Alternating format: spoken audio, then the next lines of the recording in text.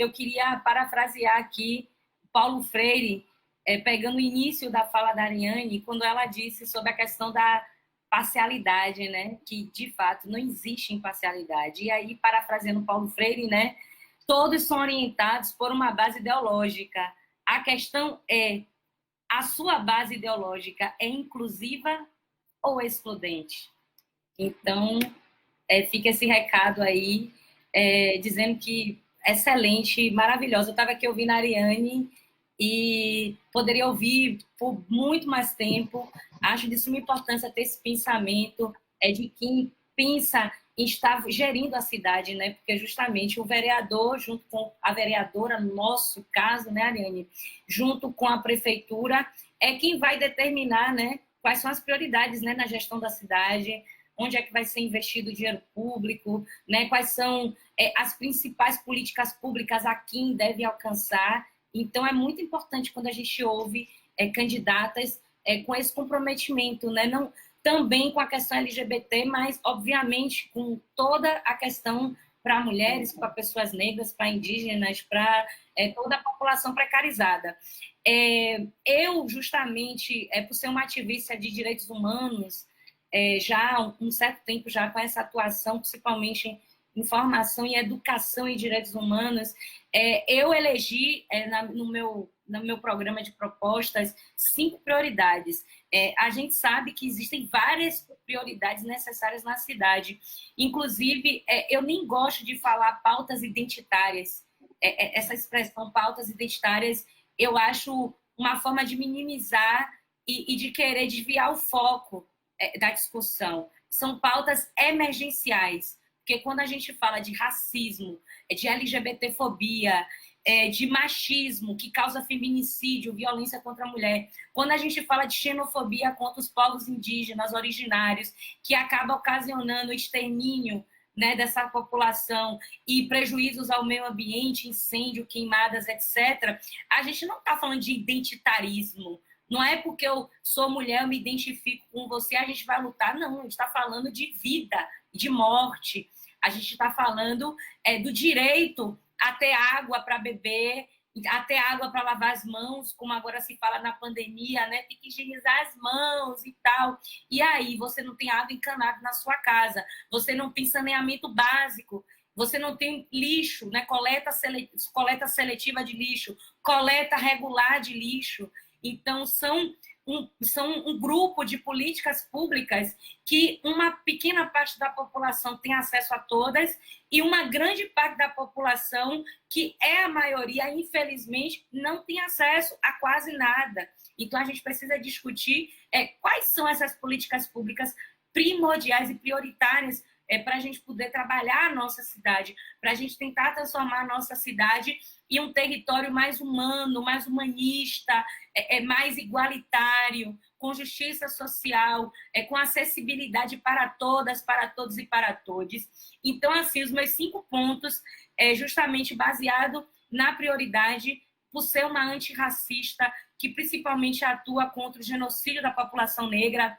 Eu coloquei a segurança pública como a minha principal prioridade. E quando eu falo de segurança pública, eu não estou falando da ação da polícia contra a população ou contra os ditos criminosos, como gostam de colocar. Eu estou falando da segurança pública para a população. Porque o que a gente vê, a segurança pública nas cidades, ela é pensada para proteger uma parte da população, geralmente branca, classe média alta. Então, até como a polícia militar foi criada, e aí a gente vai voltar 300 anos na história, ainda da abolição da escravidão, abolição entre aspas, que a gente sabe que esse processo ainda não foi concluído, e a segurança pública sempre foi pensada para proteger as pessoas brancas e o patrimônio dela contra as pessoas negras. E aí eu vou puxar para a questão da negritude, que é o que perpassa principalmente meu corpo, que a gente sabe, mulher e negros são, e os LGBTs, os indígenas, minoritários, né, são os principais alvos das violências policiais, a gente sabe disso. Então, para mim, a primeira proposta é a desmilitarização da Guarda Civil Municipal de Salvador, dos seus regimentos disciplinares e estatutos, banindo arbitrariedades que permitem abusos internos. A gente viu aí, mês passado aqui em Salvador, rodou as redes sociais um vídeo de um rapaz sendo agredido pela Guarda Municipal aqui na orla de Salvador. E aí a gente se pergunta, é esse o papel da Guarda Municipal? Se você for pegar a Constituição Federal, que permitiu a criação das guardas, elas foram feitas para a guarda, né, e segurança do patrimônio público. A segurança que relaciona com relacionamento interpessoal entre pessoas é atribuição da Polícia Militar, não é da Guarda Municipal. Então, olha o abuso que está sendo cometido, inclusive aqui em Salvador, a Guarda Municipal já tem porte de arma, o que preocupa muito as comunidades, né, violentadas. Aí a gente já mudando, vamos quebrar mais um paradigma, não existe comunidade violenta, é comunidade violentada pelo Estado, que falhou com a acessibilidade de políticas públicas naquele espaço.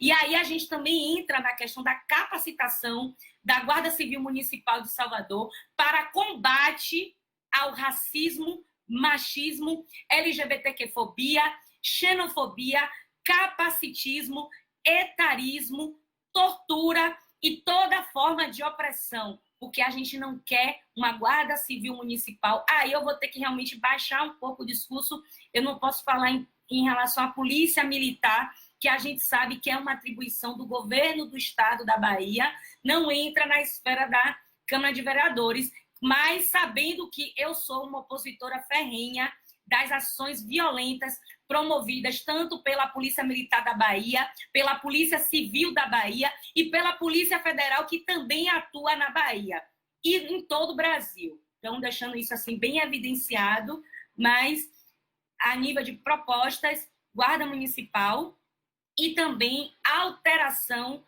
dos protocolos de segurança pública municipal que estão em vigor atualmente, que justamente promovem essa discriminação racial e principalmente das pessoas mais pobres na comunidade.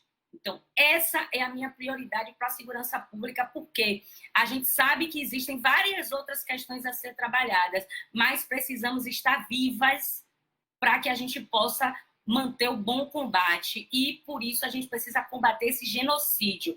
Indo para a pauta das mulheres, que eu também faço parte, como bem disse a Ariane, a gente fala também o que está perpassando nossas dores, nossos corpos, e claro, sem problema nenhum de assumir, sim, que enquanto mulher eu vou priorizar as mulheres, isso é fato consumado, e dentre isso, a gente também vai tentar priorizar o que está mais precário, o que está mais faltando, e foi uma questão até que a Ariane levantou, que é a criação do Centro de Apoio à Mulher de Salvador, CANS, para atender mulheres em situação de violência e ou vulnerabilidade social, com disponibilização de equipe multidisciplinar, porque justamente essas mulheres, por vezes, estão passando por situação de vulnerabilidade, o que não permite nem que elas busquem ajuda, né? Elas não têm acesso à ajuda mínima, rápida, básica, necessária,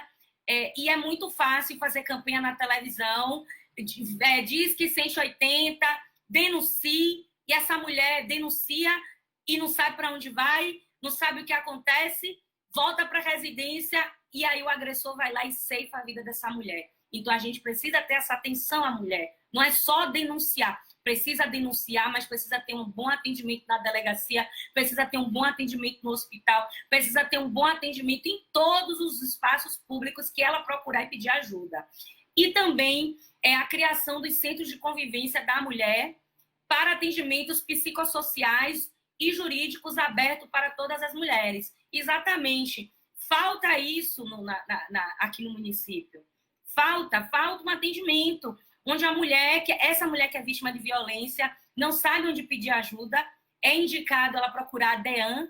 Temos DEAN aqui em Salvador, mas nem sempre o atendimento é o digno necessário, fica muito aquém a qualidade. Eu tenho relatos de mulheres que passaram por situação de agressão moral dentro da delegacia da DEAN, Então, é muito importante ter esse centro, tanto esse centro de apoio, que seria o primeiro contato para aquela mulher que está desesperada, precisa de ajuda, poder procurar um órgão público onde ela vai ter o atendimento que for necessário. Se tiver que ser encaminhada para fazer o aborto legal, por ter sido vítima de estupro, ela vai ser encaminhada. Se tiver que ser encaminhada para a Defensoria Pública para buscar uma pensão alimentícia, ela será encaminhada. Então, esse centro e o de convivência, justamente para que não fique só nisso, da emergência. Precisa ter esse acompanhamento psicológico, essa mulher precisa ser empoderada, ela precisa, às vezes, sair de uma situação de violência, de vulnerabilidade, que a gente sabe que o ciclo, né, do machismo, do patriarcado, ele envolve vários tipos de violência, às vezes nem é só a violência física, tem a violência moral, a patrimonial, a emocional. Então, essa mulher precisa ter uma assistência jurídica e psicossocial para ela se entender enquanto mulher, enquanto cidadã detentora de direitos, e que ela não pode, de forma alguma, ficar aquém de abusadores, de agressores, que muitas vezes são pessoas membros da própria família. Saindo da esfera mulher, vamos para a educação, que, por se tratar de uma sociedade patriarcal machista, onde milhares de lares são chefiados por mulheres, e muitas mulheres são mães solo, né? São mães que não têm esse apoio masculino na criação dos filhos, também vai acabar influenciando as mulheres. A pauta de educação também, e justamente o aumento do número de vagas nas creches municipais e comunitárias. Isso a gente precisa realmente catalogar, fazer o estudo e trabalhar para que essas vagas sejam aumentadas, porque não é possível essa mulher ter independência financeira, independência econômica, se ela não tem um local seguro para deixar os seus filhos para poder ir para o mercado de trabalho. Sem falar que o próprio mercado de trabalho discrimina essa mulher, porque quer saber com quem ela vai deixar os filhos para poder fazer o trabalho. E aí essa mulher fica como? Como ela vai ser inserida no mercado, como ela vai trabalhar, como ela vai deixar os seus filhos, quem que vai cuidar. Então, isso é obrigação do Estado. Está lá no Estatuto da Criança e do Adolescente e também na Constituição de 1988. É papel do Estado dar assistência às famílias, seja quais forem os tipos de famílias. Famílias monoparentais, biparentais, famílias LGBTQ+, não importa, é o papel do Estado. Também, pensando nas famílias e nessas mulheres e na sociedade, a abertura das escolas municipais aos fins de semana para a promoção de atividades recreativas e socializantes voltadas para a comunidade. A Ariane tocou muito bem nesse assunto também, que às vezes, as quadras, né, poliesportistas das escolas, né, escolas municipais, pode ser um local onde jovens vão ter acesso a práticas esportivas. Inclusive, é papel do Estado também, do município, fazer essa promoção, né? Então, as escolas podem sim ser um local onde, aos fins de semana, né, vai ter essa promoção de práticas esportivas, e quem sabe isso no futuro não pode ser até um celeiro, né, de novos atletas, né, de novas pessoas que podem despontar para talentos na área esportiva. Então, são tantos talentos desperdiçados, a gente sabe, e a gente tem que justamente procurar promover como esses talentos podem ser descobertos e despertados, né? Então, as escolas aos fins de semana. Além disso, aí pensando na questão do jovem infrator, que a gente sabe que é encarado como um problema de segurança pública geralmente pelos partidos de direita. Para mim, que sou uma mulher de esquerda, não é pauta de segurança pública, é pauta de educação. Jovem infrator entra na pauta de educação. Então, apoiadíssima. Desculpa te interromper, mas esse é um assunto que me toca aqui no coração, e eu acho, sim, que tem que deixar de ser um problema de segurança pública, como é até hoje. É um problema de educação. Vamos nessa. Isso aqui é um bom projeto. Vamos nessa. Então, criação do núcleo de atendimento integrado para adolescentes que tenham cometido ato infracional. justamente esse núcleo é para fazer a ligação entre esse jovem e a escola. Porque muitas vezes esses jovens que partem para a criminalidade é por opções de cultura, de lazer, de desportos. Infelizmente, a gente vai ter que usar aquele ditado que as pessoas falam, né? Mente vazia, né? A oficina do diabo. Então, esses jovens precisam ter uma ocupação produtiva. E essa ocupação, por que não ser pensada de uma forma remunerada? Que essas famílias que mantêm os seus jovens nas práticas educativas, inclusive esses jovens que foram flagrados em atos infracionais, que a gente não pode falar que são atos criminais, Estatuto da Criança e do Adolescente. Criminal é a partir de 18 anos. Antes disso, é ato infracional. Então, esses jovens têm que ser influenciados a participar de atividades educativas, desportivas, culturais, para que eles tenham, sim, uma opção que não participar, né, dessas facções criminosas, do tráfico de drogas e outras criminalidades que também fazem parte do programa geral do PSOL.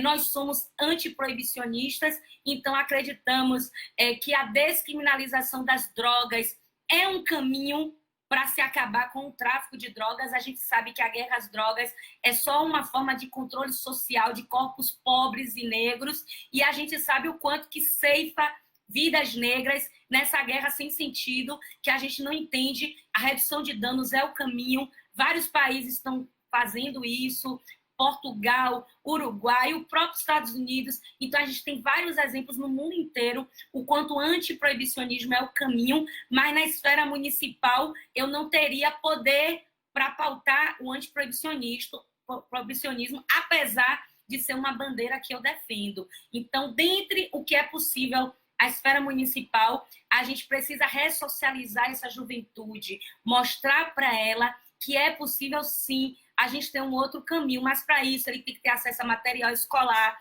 ele tem que ter acesso a vestimenta, ele precisa ter acesso a uma alimentação de qualidade, e por que não uma bolsa para auxiliar a família em situação de vulnerabilidade, para que essa família possa comprar o alimento, né, possa pagar o aluguel. Então, todas essas práticas vão servir para desestimular essa permanência desse jovem infrator na infração e para que ele não venha a se tornar, né, um futuro integrante desse superencarceramento do nosso sistema, né, do sistema presidial, que a gente sabe que a maior parte da população lá dentro são de pessoas negras empobrecidas de origem humilde.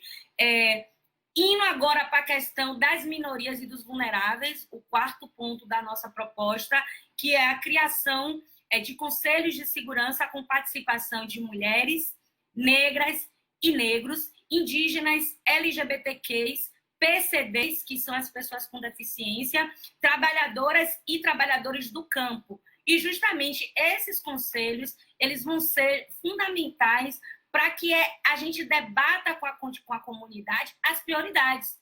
Porque tudo que eu falei aqui é o que a Ludmila Teixeira e a equipe da Ludmila Teixeira, junto com o PSOL, debateu e discutiu enquanto prioridade. Mas as pessoas que estão acompanhando, que são de outras comunidades, que são de outros movimentos sociais, de outros setores, podem sentir falta de mais alguma coisa aqui que está sendo debatida. E esses conselhos, eles vão atuar justamente nesse sentido, para que a gente abra o debate e diga, população soteropolitana, o que vocês querem enquanto prioridade? Vamos dialogar e vamos debater. O papel da vereadora é esse, é ouvir o que a comunidade quer e levar a voz da comunidade para a Câmara de Vereadores. Fechando, vamos pensar também naquelas prioridades estruturais da cidade, que é justamente iluminação, zeladoria dos espaços públicos, urbanos e rurais, bem como exigência do uso social dos imóveis. Isso é o de praxe. Precisa cuidar da iluminação pública,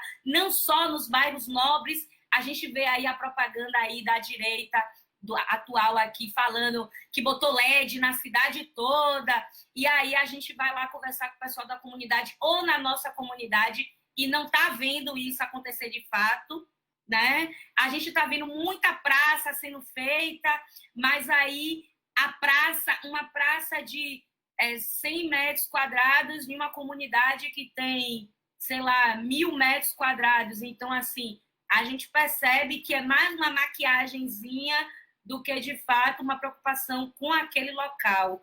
E também ações conjuntas de fiscalização urbana e ambiental entre os entes federativos. Aí eu vou lembrar também o que a Ariane colocou, muito importante a gente pensar na questão do meio ambiente. A gente está tendo vários problemas aqui em Salvador. Os nossos principais rios que cortam a cidade são esgoto a céu aberto, estão poluídos.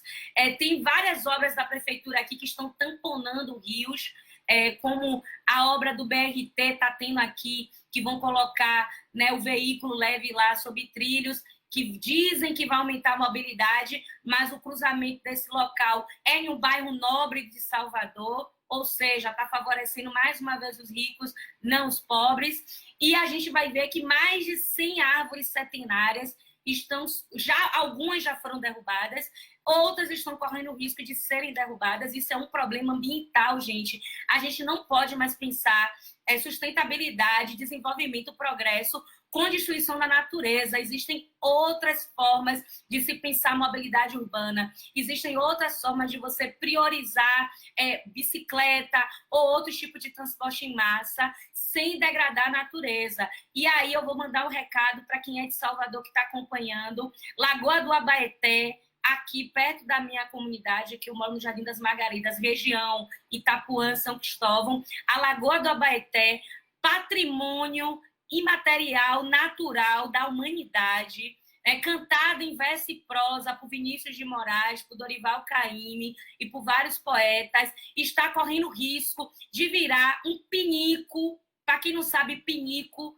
aqui no bom baianês, é o recipiente plástico que a gente utiliza para colher fezes, né? Fezes, vai virar um pinico a céu aberto. Está sendo criada uma elevatória de esgoto a 2 metros de distância da Lagoa do Abaeté.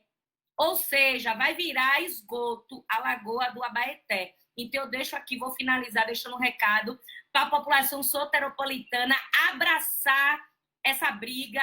A gente não pode perder as árvores centenárias lá que está sendo feita das obras do BRT. A gente não pode permitir que a Lagoa do Abaeté vire esgoto. A gente não pode permitir. É uma obra do governo do estado da Bahia, Partido dos Trabalhadores, governador Rui Costa. Essa obra que está sendo capitaneada por Nelson Pellegrino, que é secretário aqui, né, do governo do estado, e a gente não pode permitir que isso aconteça. É uma destruição de uma área de proteção ambiental, que, além disso, além da importância ambiental, a Lagoa do Abaeté também é uma área cultural, é uma área de utilização do povo do axé para os seus ritos sagrados, do candomblé, da umbanda.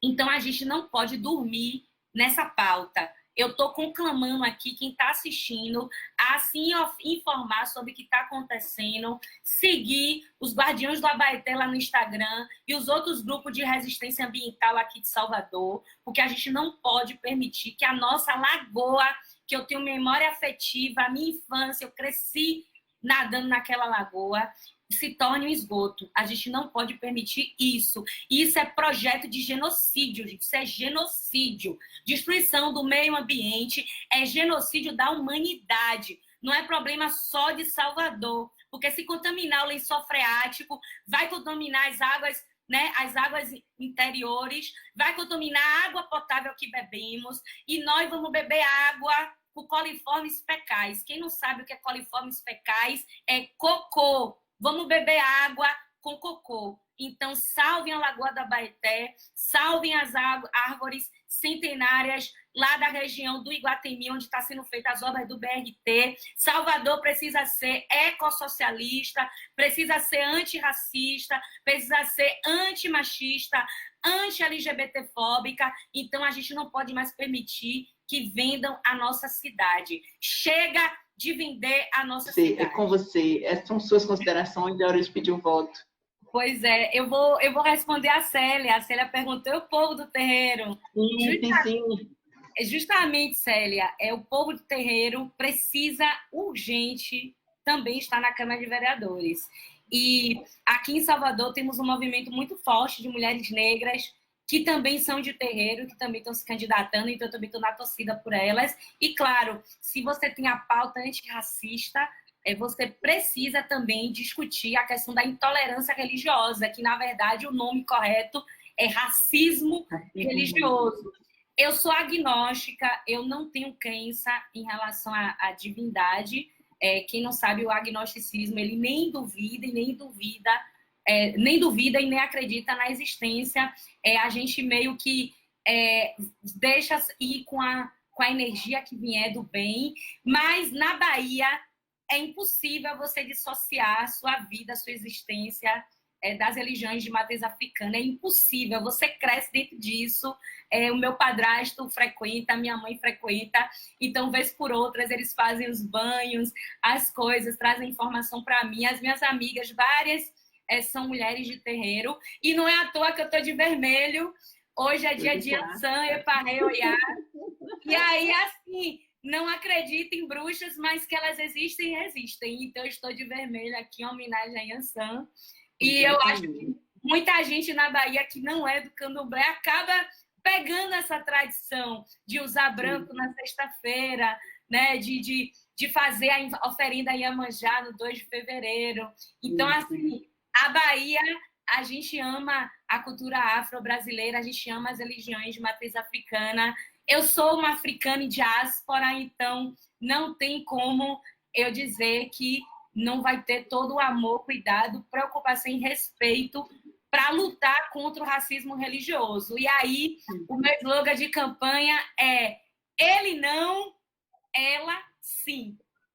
Ludmila Teixeira, 50, 550. Representa e enfrenta.